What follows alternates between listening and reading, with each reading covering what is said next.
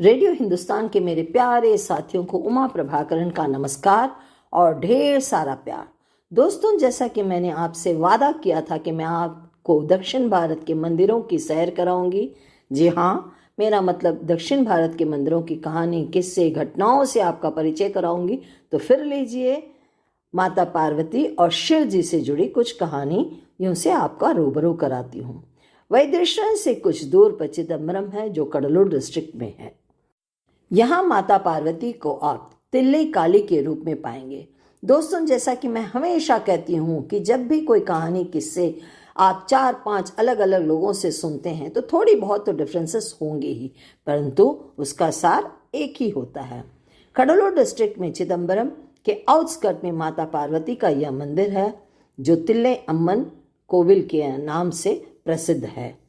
कहा जाता है कि एक बार शिव और पार्वती के बीच में यह वाद विवाद होता है कि इन दोनों में से कौन महान है, शिव या शक्ति। अतः इसे साबित करने के लिए दोनों के बीच में नृत्य प्रतियोगिता होती है, जिसे ब्रह्मा, विष्णु और कई देवी देवता प्रत्यक्ष रूप से देखते हैं। नृत्य करते करते भगवान शिव के मन में यह बात आती है कि शायद पार्वती जीतने वाली है, तो वे तुरंत उर्तवा नृत्य करने लगते हैं, जिसमें एक पैर को उठाकर सिर के ऊपर ले जाना पड़ता है। माता पार्वती यह नृत्य नहीं कर पाती हैं, क्योंकि पांव उठाकर नृत्य करना स्त्री के मर्यादा के विरुद्ध है। अतः वे हार जाती हैं, पर वे समझ जाती हैं कि शिव ने अपनी चालाकी दिखाई है। अतः वे क्रोधित होकर उग्र रूप ले लेती हैं, जो तिल्ले काली या तिल्ले अम्मन के रूप में है। अम्मन का अर्थ माता से होता है।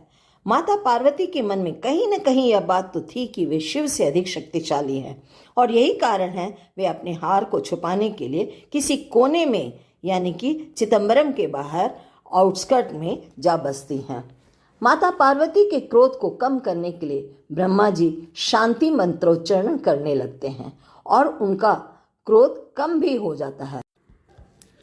अतः आप देखेंगे यहाँ तिल्ले काली के 4 रूप हैं। ब्रह्मा जी के मंत्रोच्चारण के कारण एक रूप ब्रह्मचामुंडेश्वरी का है, जो मंदिर के पश्चिम दिशा में है। उत्तर दिशा में तिल्ले काली अम्मन का रूप है।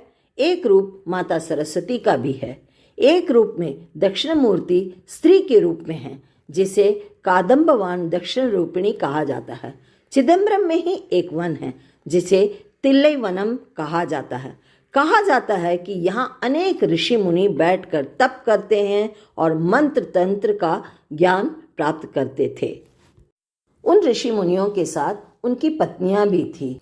एक बार ऋषि मुनियों के मन में अचानक ख्याल आता है कि क्यों न हम अपने मंत्र तंत्र के बल से ईश्वर को भी अपने अधीन कर लें, तो पूरा संसार ही हमें पूजेगा। जब वे ऐसा सोच रहे थे, तब शिव वहाँ बहुरूपिया अर्थात एक साधारण मनुष्य के रूप में आते हैं।